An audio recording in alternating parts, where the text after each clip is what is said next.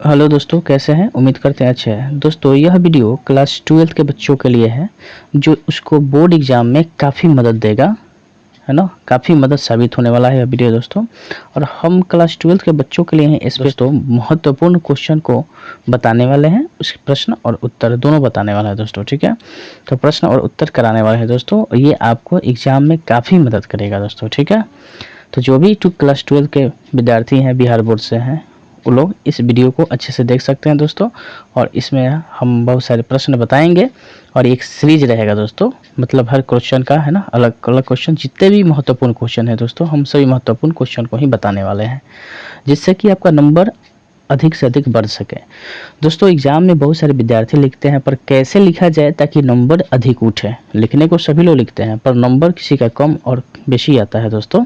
इसका वजह होता है कि लिखने का सटीक उत्तर कैसे दिया जाए, ठीक है?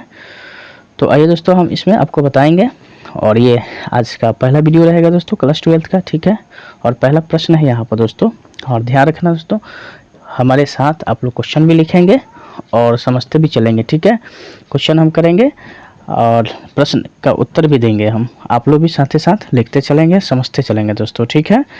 आइए, तो पहला प्रश्न है दोस्तों, प्रश्न 1 है दोस्तों, यहाँ पर लिखते हैं Q1 लिखते हैं दोस्तों, समझ जाएंगे Q1, ठीक है? यहाँ पर Q1 की बात करें, यानी क्वेश्चन नंबर 1 दोस्तों। इसमें कह रहा है कि ठोस जो होता है, पहला क्वेश्चन दोस्तों ध्यान रखना है, चैप्टर 1 जो है ठोस अवस्था है दोस्तों, इसी से प्रश्न है, ठोस कठोर क्यों होते हैं? कठोर क्यों होते हैं? क्यों होते हैं दोस्तों, ठीक है? ठोस कठोर क्यों होते हैं, ये पहला प्रश्न है दोस्तों, ठीक है? तो ठोस पदार्थ में दोस्तों हम लोग समझते भी चलेंगे, इसका जवाब भी सीखेंगे, ठीक है? इसका उत्तर क्या होगा दोस्तों, ये समझना होगा। हम लोग जानते हैं दोस्तों कि ठोस पदार्थ किसे कहते हैं? जिसकी आकृति और आयतन दोनों निश्चित होते हैं, वो क्या कहलाते हैं? ठोस। जैसे यहाँ पर जिसकी आकृति और आयतन यहाँ पर दिखा देते हैं दोस्तों, मान लो ये ठोस पदार्थ है, तो इसकी आकृति और आयतन जो जगह भी छेकेगा दोस्तों और आकृति भी निश्चित होगा, तो इसको क्या कहेंगे हम लोग? ठोस कहेंगे, ठीक है? ये ठोस कहलाएगा, ठीक है? तो यहाँ प्रश्न है कि ठोस कठोर क्यों होते हैं, तो इसका उत्तर हम लोग देंगे ठोस। दोस्तों आप भी साथ ही साथ लिखते चलेंगे, ठीक है? ठोस अवस्था में अवयवी कण, ठोस अवस्था में अवयवी कण, ठोस अवस्था में अवयवी कण जो होते हैं दोस्तों, गति करने के लिए, अवयवी कण गति करने के लिए, अवयवी कण गति करने के लिए स्वतंत्र नहीं होते हैं, स्वतंत्र नहीं होते हैं दोस्तों, ठीक है? नहीं होते हैं, नहीं होते हैं। देखो दोस्तों, ठोस अवस्था में अवयवी कण गति करने के लिए स्वतंत्र नहीं होते हैं, ठीक है? अच्छा, स्वतंत्र जब नहीं होंगे दोस्तों, तो आप समझ सकते हैं कि इसके साथ क्या होने वाले हैं। अवयवी कणों के बीच प्रबल आकर्षण बलों के कारण, अवयवी कणों के बीच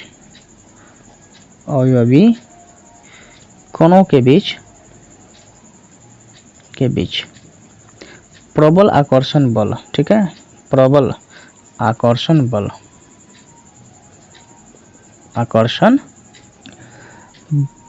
बलों के कारण ये आकर्षण बलों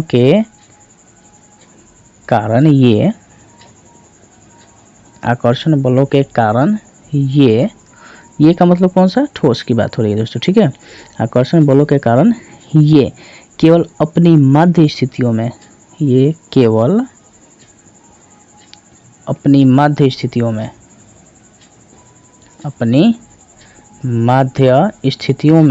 ठीक है? माध्य स्थितियों में चारों ओर दोलन कर सकते हैं, चारों ओर दोलन कर सकते हैं, ठीक है दोस्तों? चारों ओर दोलन कर सकते हैं।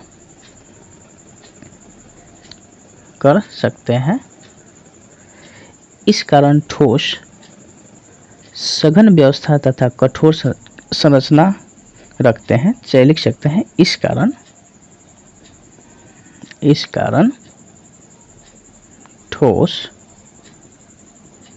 है ना, इस कारण ठोस कठोर होते हैं, लिख सकते हैं। इस कारण ठोस कठोर होते हैं, ठोस कठोर होते हैं। चलो देखो, और ये सघन अपना जो है ना व्यवस्था भी रखते हैं दोस्तों, ठीक है, सघन व्यवस्था भी रखते हैं। चलिए, तो मेरे ख्याल से लग रहा है कि दोस्तों ये इस प्रश्न को समझ गए होंगे, ठीक है, कि ठोस अवस्था में अवयवी कण जो है ना गति करने के लिए स्वतंत्र नहीं होते हैं। अवयवी कणों के बीच प्रबल आकर्षण बलों के कारण ये केवल अपनी माध्य स्थितियों में चारों ओर दोलन कर सकते हैं। इस कारण ठोस कठोर होते हैं। देखिए दोस्तों, परीक्षा में इतना ही लिखना है, ठीक है, इसको इतना ही लिख देना है। आइए दोस्तों दूसरे प्रश्न की ओर हम चलते हैं। प्रश्न नंबर 2 जो है मेरा, उस पर करते हैं। दूसरा प्रश्न है कि ठोसों का आयतन निश्चित क्यों होता है। अगला प्रश्न है ठोसों का आयतन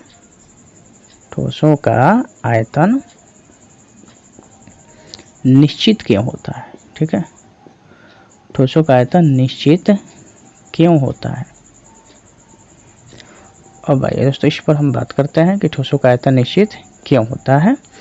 तो आप जानते हैं कि ठोसों के बीच में अवयवी कण जो होते हैं एक दूसरे से काफ़ी नज़दीक होते हैं और इनके बीच में प्रबल आकर्षण बल कार्य करता है, ठीक है। तो प्रबल आकर्षण बल कार्य करता है, यानी मजबूत बंधन द्वारा बंधे रहते हैं, और इस पर दबाव भी बहुत कम पड़ता है ना। इसके वजह से ठोस का आयतन निश्चित होता है। खैर चलिए देखते हैं, यहाँ पर ध्यान रखेंगे दोस्तों, क्या लिखेंगे इसका उत्तर। इसका उत्तर लिखेंगे कि ठोसों में अवयवी कण दोस्तों, ठोसों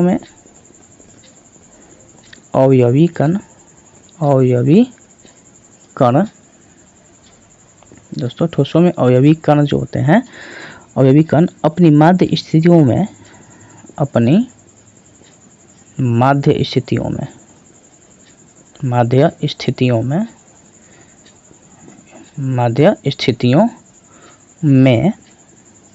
प्रबल आकर्षण बलों द्वारा, ठीक है, कौन सा बल होगा दोस्तों, आकर्षण बल, प्रबल आकर्षण बलों द्वारा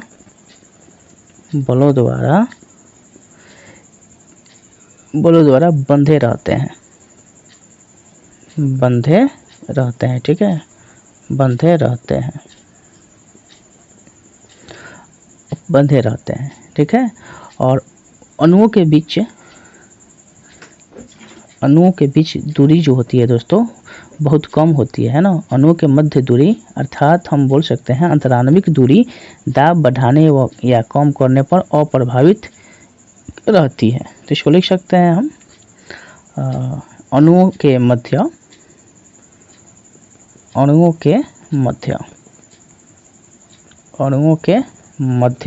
ठीक है, किसके मध्य दोस्तों, अणुओं के मध्य दूरी जो होती है ना, दूरी, अर्थात इसको लिख सकते हैं, अर्थात अंतराणविक दूरी की बात करें दोस्तों, अंतराणविक, ठीक है, अंतराणविक दूरी की बात करें दोस्तों, अंतराणविक दूरी दाब बढ़ाने या कम करने पर, दाब बढ़ाने या कम करने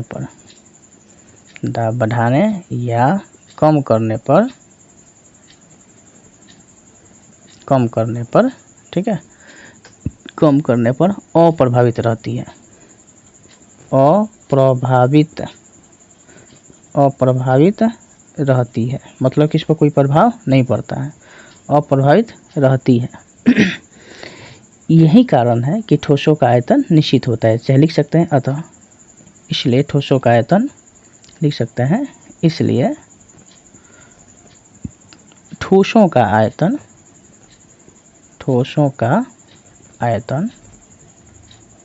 निश्चित होते हैं, ठीक है, निश्चित होता है, लिख देंगे निश्चित होता है दोस्तों, ठीक है, निश्चित होता है।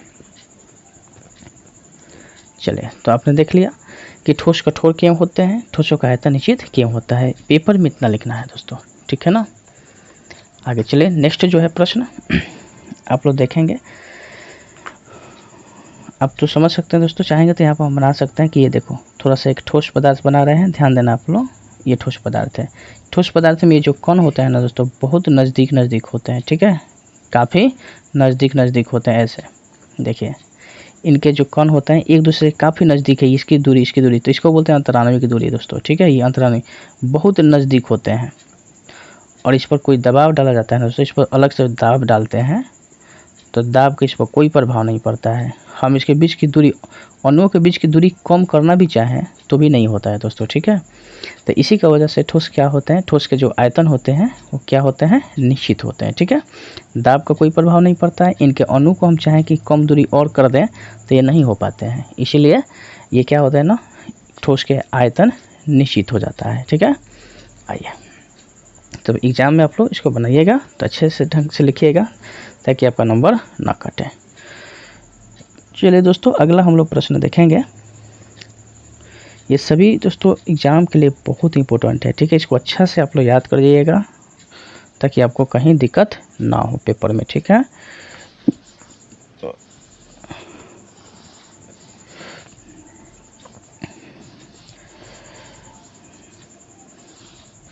चलिए दोस्तों अब तीसरा जो प्रश्न है ना उसकी तरफ हम लोग बढ़ें, तीसरे प्रश्न की तरफ चलते हैं।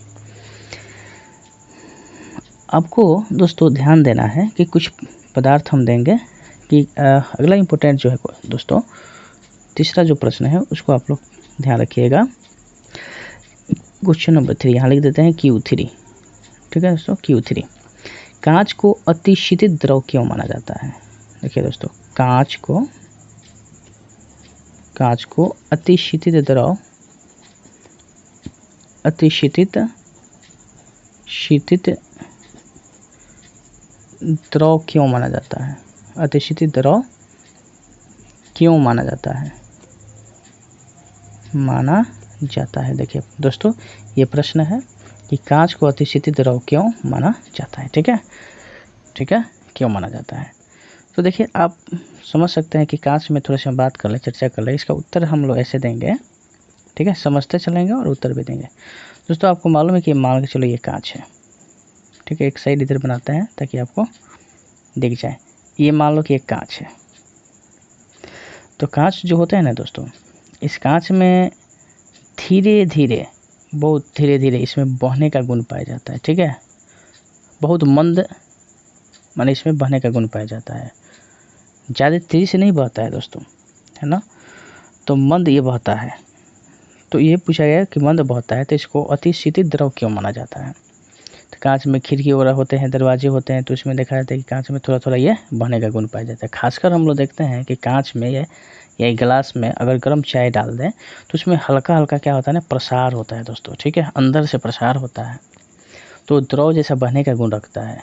द्रव में तो बहने का गुण होता है, कांच भी क्या करता है, उसमें बहने का गुण हल्का हल्का दिखाता है, तो इसीलिए कांच को अतिशीतित द्रव माना जाता है दोस्तों, ठीक है। तो चलिए इसको कैसे लिखेंगे, थोड़ा सजा कर हम लिखते हैं, है ना। तो देखिए इसका उत्तर दीजिएगा दोस्तों, ये कांच है, ठीक है, ये क्या लिखा मैंने, कांच है, तो इसमें हल्का सा ये बहने का गुण पाया गया है। तो आप लिख सकते हैं कि चूँकि यहाँ पर लिखेंगे दोस्तों कि द्रव बहने की प्रवृत्ति रखते हैं, द्रव बहने की प्रवृत्ति रखते हैं, बहने की प्रवृत्ति रखते हैं दोस्तों, ठीक है, द्रव बहने की प्रवृत्ति रखते हैं। दोस्तों लगता है कि हम बहुत स्लो चल रहे हैं, तो आप लोग अपना स्पीड बढ़ा लीजिएगा, है ना दोस्तों, और स्पीड बढ़ा कर देखिएगा, ठीक है। द्रव बहने की प्रवृत्ति रखते हैं, कांच भी इस गुण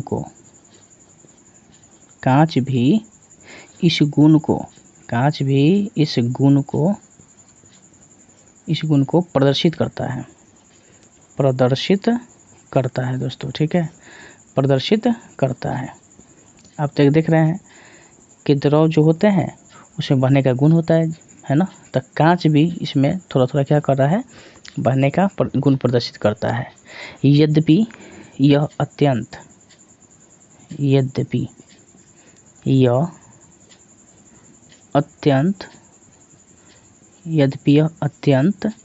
मंद बहता है, मतलब बहुत कम बहता है, ठीक है, मंद बहता है दोस्तों, ठीक है, मंद बहता है। पुरानी इमारतों की खिड़कियों दिखा सकते हैं। जैसे बहुत सारे इमारत होते हैं, उनकी खिड़कियों की बात कर लें, पुरानी इमारतों की खिड़कियों, ठीक है, इमारतों की खिड़कियों, पुरानी इमारतों की खिड़कियों आप बता सकते हैं खिड़कियों के साथ, और दरवाज़ों भी बता सकते हैं, ठीक है, और दरवाज़ों, ठीक है, खिड़कियों और दरवाज़ों में जड़ें, दरवाज़ों में जड़ें शीशे, दरवाज़ों में जड़ें शीशे में जो शीशा लगाया गया होता है ना, शीशे यहाँ पर लिख देते हैं, शीशे अपवाद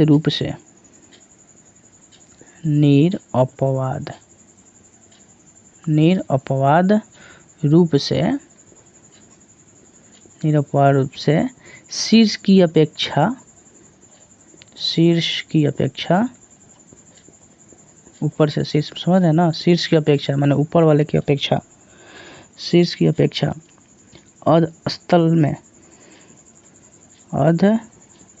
स्थल जो होता है ना, स्थल नहीं लिखना, स्थल में, स्थल में किंचित मोटे पाए जाते हैं, किंचित जो होते हैं वो मोटे पाए जाते हैं, मोटे पाए जाते हैं, ठीक है दोस्तों, मोटे पाए जाते हैं। आगे थोड़ा देखिएगा दोस्तों, यह इसलिए होता है, जैसे कहने का अर्थ है कि जो कांच है ना दोस्तों, ऊपर वाले जो हिस्सा होता है उसमें थोड़ा कम दिखेगा, कम बहेगा, ये जड़ वाला हिस्सा है वो ऊपर वाला हिस्सा है, तो पर यहाँ जो बीच वाला है ना, यहाँ पर दिखता है दोस्तों, ठीक है, बहता हुआ गुण यहाँ पर दिखेगा किंचित रूप से, तो अर्ध स्थल में किंचित मोटे पाए जाते हैं यहीं पर, ठीक है। आगे है थोड़ा समझेंगे, यह इसलिए होता है कि कांच, ये ऐसा क्यों होता है, यह इसलिए होता है कि, इसलिए होता है कि कांच अत्यधिक मंदता से, कांच अत्यधिक मंदता से, ठीक है, मंदता से, अत्यधिक मंदता से नीचे प्रवाहित होकर, ठीक है, ऊपर से नीचे बहेगा, ठीक है दोस्तों, प्रवाहित होकर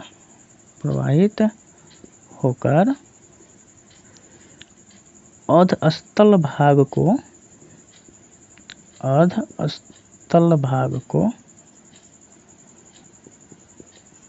को किंचित मोटा कर देता है, किंचित मोटा कर देता है, ठीक है, मोटा कर देता है, इतना तो बात आप लोग समझ गए दोस्तों, ठीक है। अतः कांच को, यही वजह है ना कि कांच को, इसलिए यहाँ पर लिख देंगे, इसलिए कांच को अति शीतित द्रव माना जाता है, अति शीतित द्रव माना जाता है दोस्तों, ठीक है, द्रव माना जाता है। दोस्तों आप लोग अपना स्पीड बढ़ा लेंगे, ठीक है, लग रहा है कि हम बहुत स्लो चल रहे हैं, तो आप अपना स्पीड बढ़ा कर देखिएगा, ठीक है। चले, तो अति शीतित द्रव माना जाता है। अब आइए दोस्तों हम ये देख लिए तीसरे प्रश्न, ठीक है, और चौथे प्रश्न की ओर चलेंगे। तो आपने तो देख लिया दोस्तों, गिलास भी आपको एक बताते हैं चित्र से, थोड़ा और भी ध्यान रख सकते हैं, गिलास भी ले सकते हैं दोस्तों इस तरह से, गिलास, ये किसका गिलास है, कांच का, ठीक है, किसका गिलास है, कांच का, थोड़ा समझ लेंगे। तो जब इसमें क्या डालेंगे, हम गर्म पानी डालेंगे ना दोस्तों, तो इसमें क्या होगा, धीरे धीरे अंदर की तरफ प्रसार होता है इसमें, ठीक है, इसमें क्या होता है, प्रसार होता है, और ये क्या होता है कि ऊपर से बाहर से अंदर से रहता है, तो ये चटक जाता है, ठीक है, चटक भी जाता है, तो अंदर प्रसार हुआ तो इसका अर्थ है कि अंदर वाला जो भाग है, अंदर वाला भाग थोड़ा पतला हो जाता है, बाहर से प्रेशर बनता है, इसलिए क्या होता है, चटक भी जाता है ना। तो गर्म पानी डालेंगे, चाय डालेंगे, तो जो कमज़ोर क्वालिटी के होंगे ना गिलास, चटक जाते हैं, ठीक है। तो इसमें हालांकि बहने का गुण पाया जाता है इसमें धीरे धीरे, इसलिए इसको अति शीतित द्रव माना गया है, जो कि मैंने यहाँ पर आपको बताया है। अब अगला प्रश्न करते हैं दोस्तों, उस पर ध्यान दीजिएगा। हम लोग का नेक्स्ट जो प्रश्न होगा दोस्तों उसको समझेंगे हम लोग। चलिए सवाल नंबर 4 की ओर चलते हैं, तब तक इसको मिटा दें हम।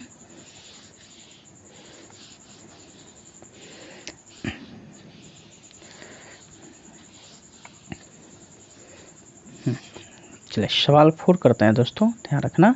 क्वेश्चन नंबर 4, क्वेश्चन 4 है दोस्तों, हम ये करेंगे कि एक ठोस के अपवर्तनांक का, ठीक है, एक ठोस है मेरे पास, एक ठोस के अपवर्तनांक का, एक ठोस के अपवर्तनांक का सभी दिशाओं में समान मान प्रेषित होता है। सभी दिशाओं में दोस्तों, आप लोग भी साथ ही साथ लिखते चलिएगा, ठीक है, और समझते भी चलिएगा। सभी दिशाओं में समान मान प्रेषित होता है, समान मान प्रेषित होता है दोस्तों, ठीक है, प्रेषित होता है। इस ठोस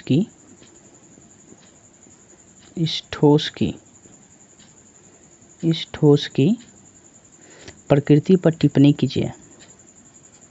प्रकृति पर टिप्पणी कीजिए दोस्तों। देखो टिप्पणी की बात बोल रही है, टिप्पणी कीजिए दोस्तों, कीजिए, यहाँ पर कह रहा है टिप्पणी कीजिए। और ये भी बोला है दोस्तों, ये भी बोल रहा है ये प्रश्न कि क्या यह विदलन गुण प्रदर्शित करेगा, क्या यह विदलन गुण प्रदर्शित करेगा,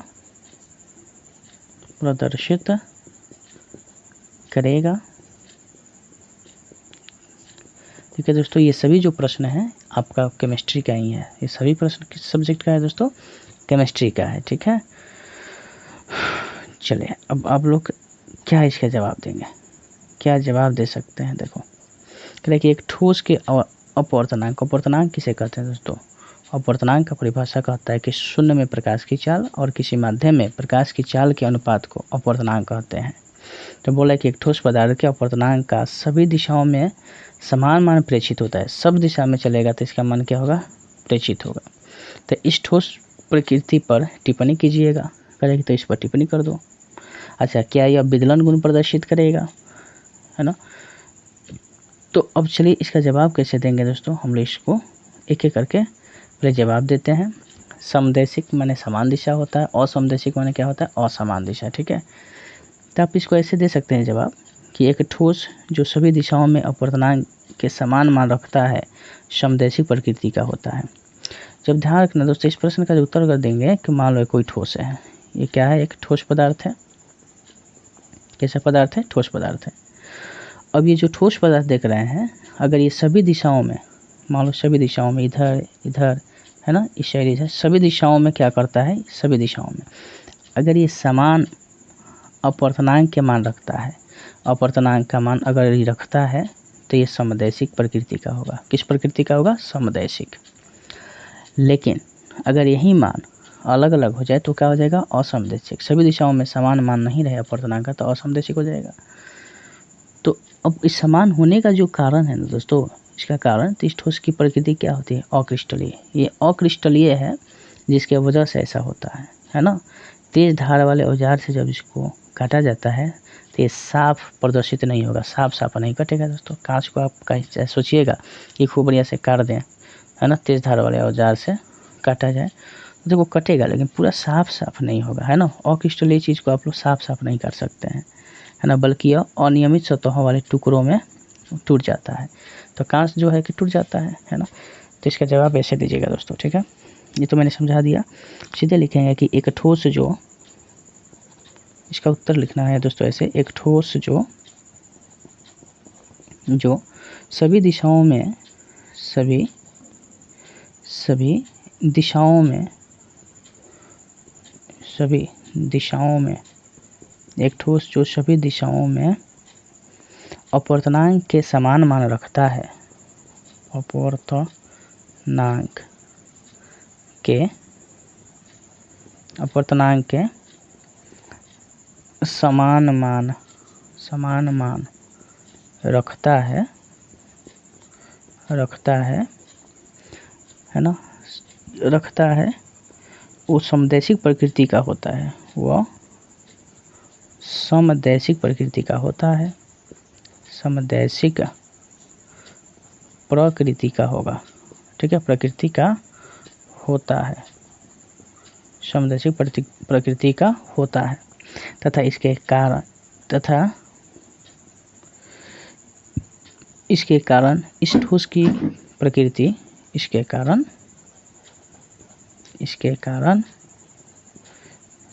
इस ठोस की प्रकृति दोस्तों लिख सकते हैं, ठीक है, ऐसे इस ठोस की प्रकृति अक्रिस्टलीय होती है, अक्रिस्टलीय होती है दोस्तों, ठीक है, अक्रिस्टलीय होती है। तो बात समझ गए होंगे, हाँ या ना कमेंट कर दीजिएगा। अक्रिस्टलीय होती है। तेज धार वाले औजार से, तेज धार वाले औजार से, ठीक है दोस्तों, अक्रिस्टलीय पदार्थ को तेज धार वाले औजार से काटने पर यह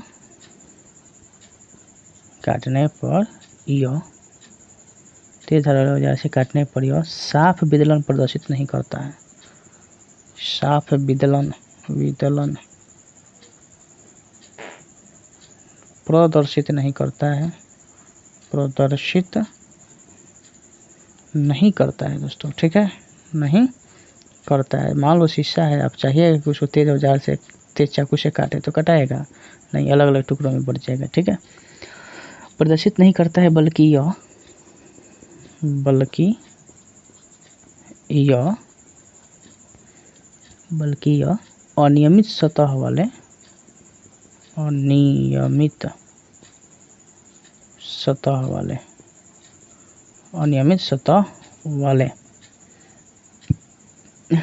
सतहों वाले टुकड़ों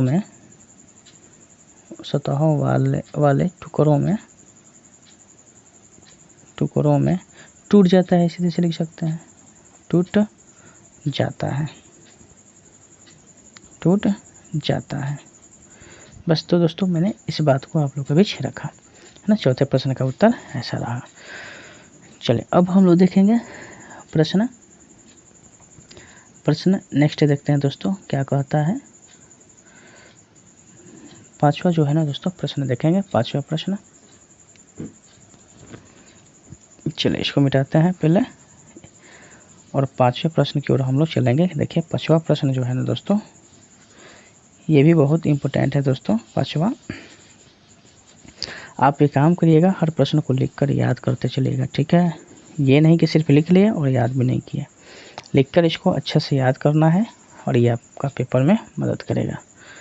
देखो दोस्तों, ये है पांचवा जो प्रश्न है Q5, ये लिख सकते हो कि ठोस A, ठीक है, अत्यधिक कठोर,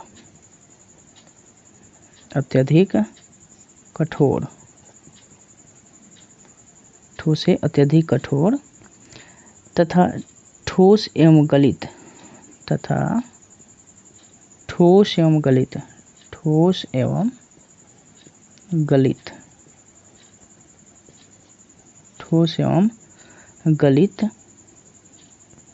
दोनों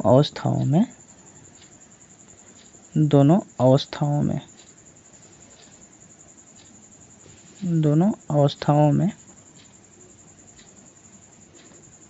विद्युत रोधी है, ठीक है। देखिए दोस्तों, इसको समझना है कि ये ठोस A है, ठीक है, ये कोई ठोस है, अत्यधिक कठोर है तथा ठोस एवं गलित दोनों अवस्थाओं में ये विद्युतरोधी है। एक प्रश्न है दोस्तों, विद्युतरोधी है तथा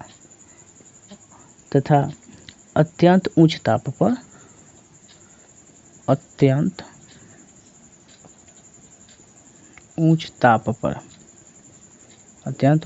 पर पिघलता है। तो आप तो समझते हैं कि पिघलता है। ठोस जो होता है कम ताप पर नहीं पिघलता है, अधिक ताप चाहिए इसको। यह किस प्रकार का ठोस है, पूछ रहा है सवाल कि यह पिघलता है, यहाँ पर लिख देते हैं यह किस प्रकार का ठोस है, किस प्रकार का ठोस है दोस्तों। ठीक है, देखिए मैंने अभी पूरा क्वेश्चन लिखा है। कह रहा है कि ठोस ए अत्यधिक कठोर, अधिक बहुत कठोर है।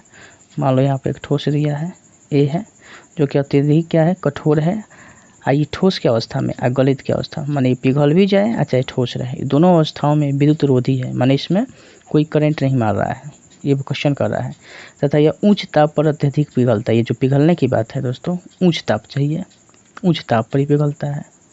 ठीक है, उच्च ताप पर पिघलता है, ये दोस्तों बोल रहा है। ठीक है, तो पूछ रहा है कि बताओ कि ये जो ठोस है ना, वो किस प्रकार का ठोस है ना, ये बताना है किस प्रकार का ठोस है। तो दोस्तों ये समझाने के दृष्टिकोण से आपको मैंने बताया है। ठीक है, इसका उत्तर यहाँ दीजिएगा ऐसे, जो कि पेपर में लिखना होगा तो ऐसे लिख दीजिएगा दोस्तों। क्वेश्चन मैंने समझा दिया। आप सीधे देख सकते हैं कि चूंकि ठोस ए जो होता है ना, ये ठोस एवं गलित दोनों अवस्थाओं में विद्युत रोधी है। मतलब कि दोस्तों ठोस अवस्था हो तो भी करंट नहीं गया, और गलित अवस्था है तो भी करंट नहीं गया। यह इसमें आयनों की अनुपस्थिति को प्रदर्शित करता है। इसका मतलब है कि इसमें करंट नहीं मारा है, तो इसका अर्थ है कि आयनों में नहीं टूटा है। तो आयनों में नहीं टूटता है, यह अत्यंत उच्च ताप पर पिघलता है। तो यह एक विशाल क्या है, अणु है, बोल सकते हैं क्या है, एक विशाल अणु है। और ये सहसंयोजक ठोस के गुण है, क्योंकि इसमें प्लस माइनस आयनों में टूटा नहीं। तो समझ जाना कि कौन सा गुण है इसमें, सहसंयोजक, यानी बंधन बना कर रहा है ना, सहसंयोजक ठोसों के गुण है। अतः यह क्या कहा जा सकता है कि सहसंयोजक गुण है, सहसंयोजक ठोस बोल सकते हैं, सहसंयोजक ठोस है। ठीक है, चलिए तो इसको उत्तर कैसा लिखिएगा, किस तरह से लिखिएगा दोस्तों, सजा कर लिखना है, कुछ ऐसा लिखिएगा, लिख देंगे कि चूंकि, आप भी लिखिएगा साथ में, हम जैसे लिख देते हैं। ठीक है, चूंकि ठोस ए ठोस एवं गलित दोनों अवस्थाओं में, ठोस एवं गलित दोनों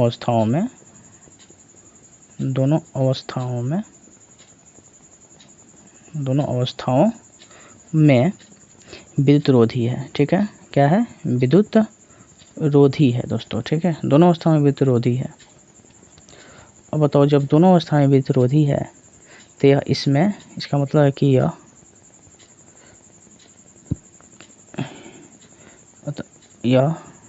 इसमें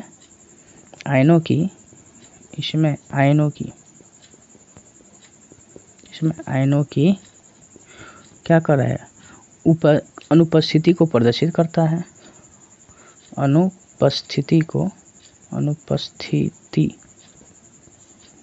को प्रदर्शित करता है। कहने का मतलब कि इसमें आयन नहीं है। ठीक है, प्रदर्शित करता है। यह अत्यंत उच्च ताप पर पिघलता है, यह अत्यंत उच्च ताप पर पिघलता है, उच्च ताप पर पिघलता है। इसका मतलब क्या हुआ कि अतः यह एक विशाल अणु है, अतः यह एक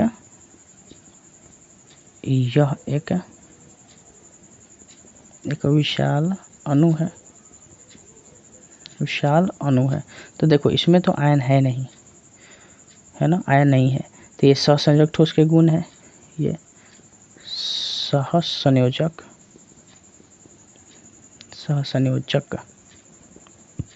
ठोस के गुण है, सहसंयोजक ठोस के गुण है। अतः यह एक सहसंयोजक ठोस है, अतः यह एक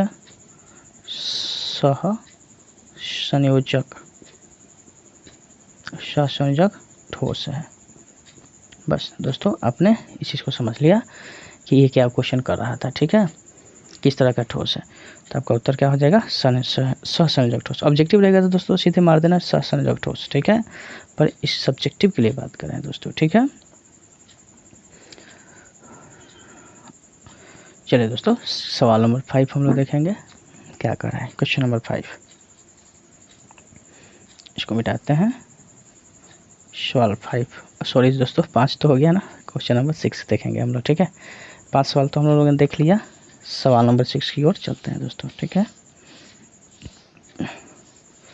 सवाल 6 जो है दोस्तों, उसको हम लोग देखें क्या कर रहा है। दोस्तों सवाल 6 है कि आयनिक ठोस गलित अवस्था में विद्युत के चालक होते हैं। क्वेश्चन नंबर जो 6 है दोस्तों कि आयनिक ठोस, जिसमें प्लस और माइनस दोनों आते हैं, आयनिक ठोस होते हैं। तो आयनिक ठोस जो दिया है दोस्तों, आयनिक ठोस क्वेश्चन लिख देते हैं, ठीक है। आप लोग भी लिखते चलेंगे। आयनिक ठोस गलित अवस्था में, गलित अवस्था में, गलित अवस्था में विद्युत चालक होते हैं, विद्युत चालक होते हैं दोस्तों, विद्युत चालक होते हैं, विद्युत चालक होते हैं, परंतु ठोस अवस्था में नहीं, परंतु ठोस अवस्था में नहीं, ठोस अवस्था में नहीं, अवस्था में नहीं, ठीक है दोस्तों। यहाँ क्या क्वेश्चन किया कि आयनिक ठोस गलित अवस्था में, यानी जो गल जाए उस अवस्था में ये विद्युत के चालक होते हैं, ठीक है। परंतु ठोस अवस्था में नहीं, मतलब पिघला नहीं है, गलित नहीं हुआ, तो इसमें विद्युत का चालक नहीं होते हैं, है ना। ये कह रहा है कि व्याख्या कीजिए, नहीं व्याख्या कीजिए। तो ये रहा प्रश्न दोस्तों, ठीक है, ये रहा प्रश्न। अब इसका जवाब कैसे हम लोग देंगे, थोड़ा समझने का प्रयास करेंगे, ठीक है दोस्तों।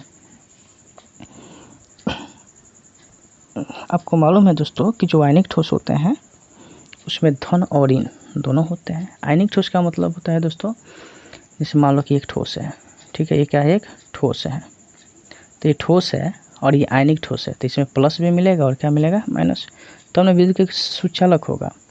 पर ये क्या है ना कि आयनिक ठोस जो होते हैं गलित अवस्था में विद्युत के चालक हैं। जब ये गलेगा ना तब जाकर प्लस माइनस में टूटेगा और ये सुचालक होगा। लेकिन जैसे ठोस रहे, गला नहीं है, सवाल यही बोला है कि ये गला नहीं है, ठोसे है, तो इस अवस्था में ये विद्युत का चालक नहीं होते हैं। तो वही पूछ रहे कि आप व्याख्या करिए ऐसा क्यों, ठीक है। तो आप इसका जवाब क्या दे सकते हैं कि आयनिक ठोसों की गलित अवस्था में विद्युत का संचालन आयनों की गति के कारण होता है। लेकिन जब ठोस अवस्था रहेगा तो इसमें आयन तो गति करेंगे नहीं। जब ठोस अवस्था रहेगा तो इसमें जो प्लस है माइनस है वो गति तो करेगा नहीं। तो जब गति नहीं कर सकते हैं तो इसका मतलब क्या हुआ कि प्रबल विद्युत बलों द्वारा ये क्या रहेगा, बंधा रहेगा। इसका मतलब है कि विद्युत के कुचालक जैसा काम करेगा, ठीक है, क्योंकि आयन एक स्थान से दूसरे स्थान जाएगा नहीं, तो कुचालक जैसा काम करेगा। तो इसका उत्तर कैसे दीजिएगा ऐसे लिख सकते हैं आप सजाकर दोस्तों कि आयनिक ठोसों की गलित अवस्था में, आयनिक ठोसों की, आयनिक ठोसों की गलित अवस्था में, कौन सी अवस्था में, गलित अवस्था में,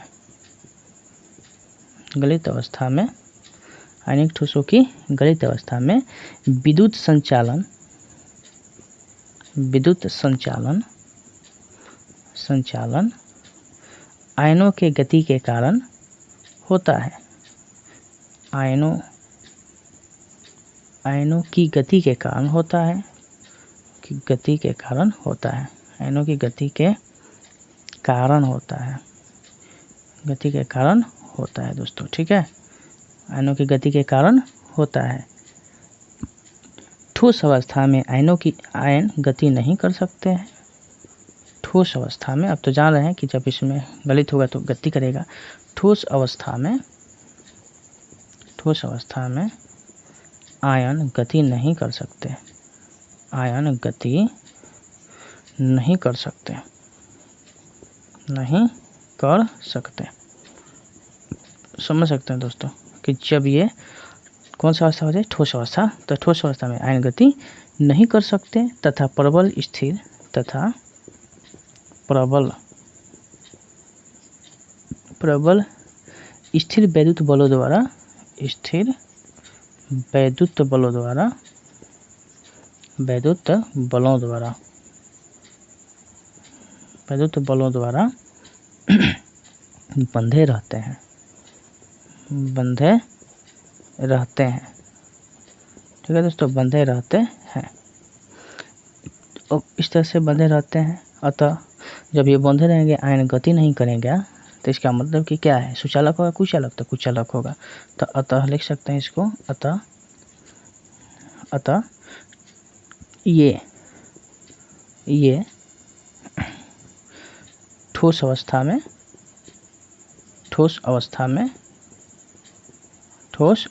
में कुचालक के जैसा, है ना, कुचालक जैसा बिहेव करेगा, माने व्यवहार, यहाँ पर व्यवहार करते हैं, कुचालक जैसा व्यवहार करते हैं, ठीक है, करते हैं। तो चलिए ये दोस्तों समझ ले कि ऐसा क्यों होता है। तो सब खेला है आयनों की गति, ठीक है। फिर से रिपीट चाहे तो कर देते हैं। यहाँ पर मान लो थोड़ा सा दिखाते हैं, एक ठोस है और ये एक ठोस चीज़ है, एक गल गया है, ठीक है, और गल गया तो पिघल गया, इस तरह से इसके अणु हो गए, टूट गए सब, ठीक है। तो पिघलेंगे तो कुछ में प्लस आएगा, कुछ में माइनस आएगा, प्लस आएगा माइनस आएगा, है ना, प्लस माइनस इस तरह से दिखेगा दोस्तों। तो आयन तो भी गति करेगा ना। तो गलित अवस्था में तो ये विद्युत का सुचालक है, लेकिन जब ये ठोस ही रहे तो ये प्लस माइनस ये आयन जो होता है ना, वो गति नहीं करेंगे, ये गति नहीं करता है, रुक जाता है। इसी के वजह से ये कुचालक जैसा होता है। ठोस अवस्था में कैसा रहेगा, कुचालक जैसा, लेकिन वहीं द्रव रहे, गलित रहे तो किसमें हो जाएगा, विद्युत के सुचालक हो जाएगा, ठीक है। ठोस में कुचालक, और द्रव या गलित अवस्था में रहे तो सुचालक, ठीक है। ठोस अवस्था में कुचालक, द्रव या गलित रहे तो कुचालक, ठीक है।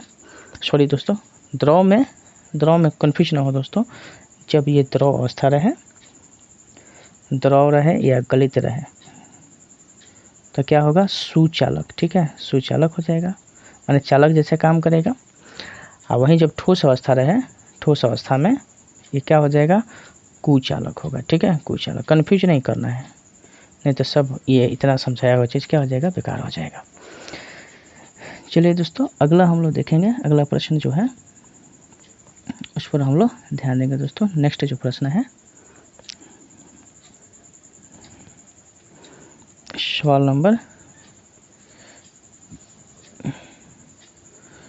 नेक्स्ट हम लोग देखेंगे दोस्तों। सवाल जो है ना, कितने हो गए हमारे पास, 6 हो गए ना। 6 प्रश्नों का उत्तर आप लोगों को मैंने बताया दोस्तों, और ये सबको याद कर जाना है, ठीक है, सबको याद कर जाना है। 7वां जो प्रश्न है दोस्तों उसको देखते हैं हम लोग। सवाल नंबर 7 ये करते हैं दोस्तों, फिर उसके बाद हम लोग अगले वीडियो में करेंगे, ठीक है। तो इतना ही इसमें रहने देंगे, फिर अगले वीडियो में करेंगे, पर इसको कर लें। क्वेश्चन है दोस्तों, किस प्रकार के ठोस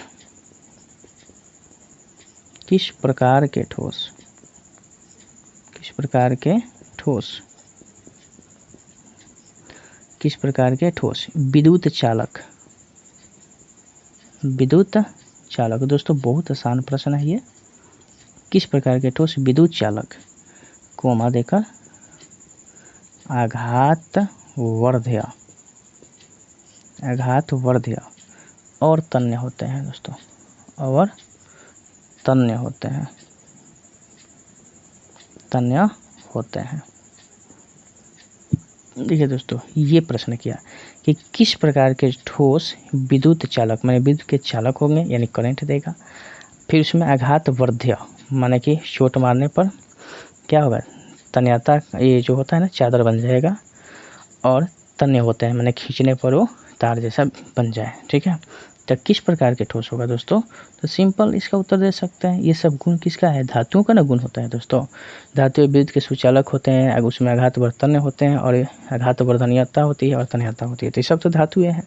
तो किस तरह के ठोस होगा दोस्तों, तो आंसर हो जाएगा धात्विक ठोस, ठीक है। क्या होगा, धात्विक ठोस की बात होगा दोस्तों, ठीक है। इसका उत्तर क्या हो जाएगा, धात्विक ठोस। चलिए दोस्तों, तो फिर हम बात करेंगे नेक्स्ट वीडियो में, और उसमें हम लोग पढ़ेंगे क्वेश्चन नंबर 8 से वहाँ शुरू करेंगे, है ना।